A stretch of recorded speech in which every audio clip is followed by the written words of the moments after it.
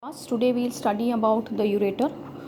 As in my last class, I taught you kidney, and in the kidney we studied that kidney in the medial border of the kidney there is a depression which is known as the hilum, and the hilum contains certain structures, and one of the structure was the pelvis. So pelvis continues as the ureter, and it carries all the urine from the kidney to the urinary bladder.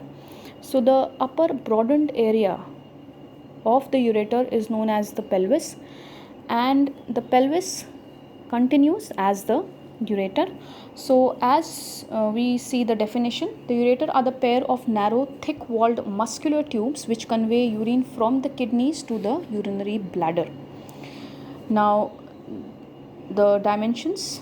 So if we see the structure of the ureter, the half part of it lies in the abdominal area because it is starting from the kidney which lies in the abdomen, and half part of it lies in the pelvic area because it has to reach the bladder, and the bladder lies in the pelvis.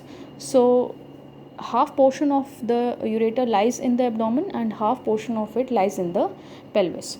So it is 25 centimeters long, and the upper half 5 inches lies in the abdomen, and the lower half 5 inches lies in the pelvis which has to reach the bladder.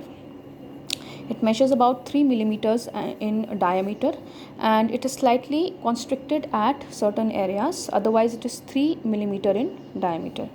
So if you see the course of the ureter, that is how it courses, how its path is. So you can see that the ureter begins with the renal sinus, within the renal sinus as a funnel shaped dilatation called the pelvis. So the upper broadened area of the ureter is known as the pelvis. So it starts as the pelvis.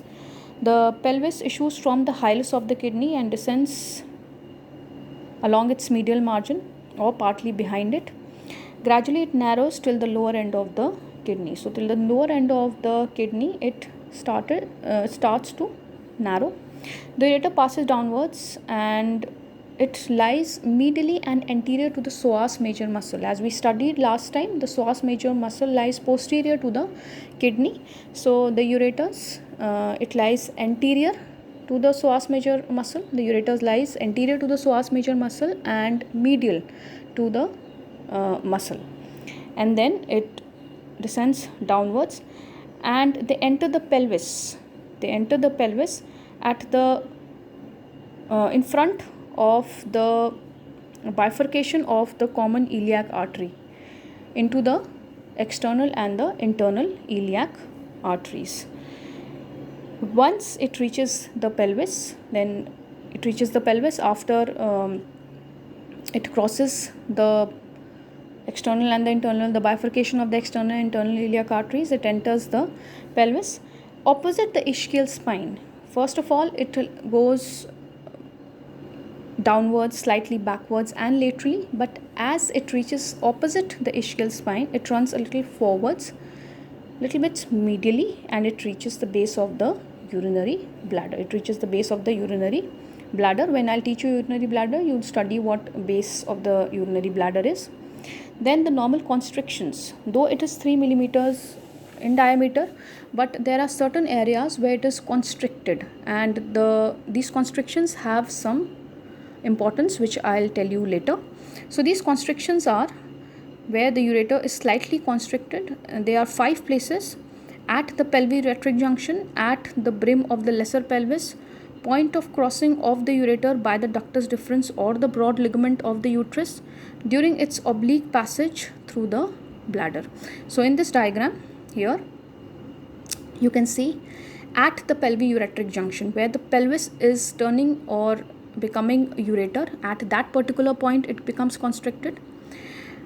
When it crosses the pelvic inlet, that is in front of the bifurcation of the common iliac artery into the external and the internal iliac artery, at that particular point it enters the pelvis, there it is constricted.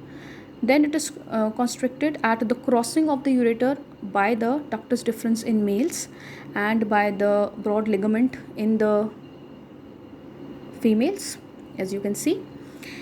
Then the place where it enters the urinary bladder. At that particular point it is constricted, and inside the bladder there is a structure known as the trigone, and where these ureters, the orifice of the ureter, it opens into the trigone. At that particular area also it is constricted.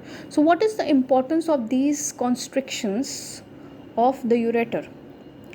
First physiological importance is they prevent the backflow of the urine, that is the reflux of the urine from the urinary bladder into the kidney. And anatomical, if you see the clinical anatomy, so these constricted areas can lodge in the ureteric stones. The stones can get stuck here and cause pain, because they hinder the normal course of the urine, the normal flow of the urine, which causes spasm and pain.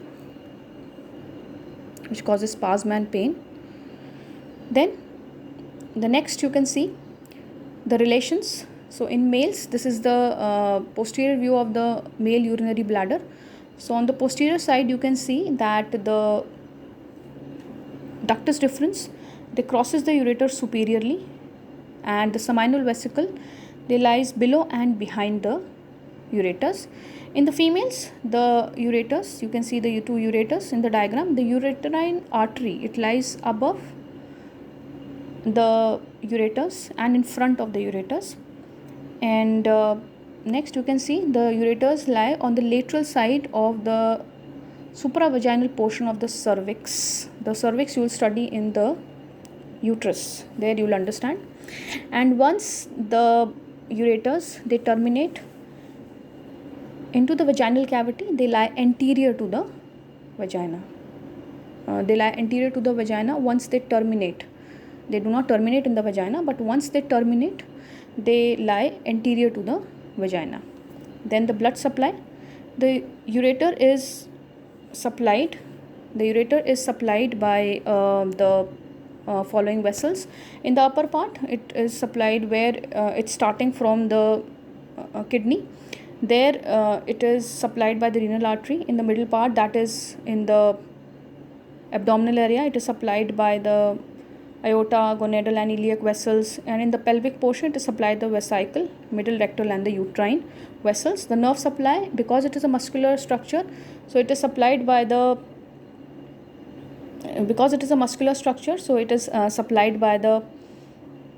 autonomic nervous system, both sympathetic and parasympathetic. Sympathetic T10 to L1 and parasympathetic S2 to S4, and they are sensory in functions. As the urine causes the distension of the ureteric lumen, it sends signals which causes peristalsis in the ureters for the downward flow of the urine.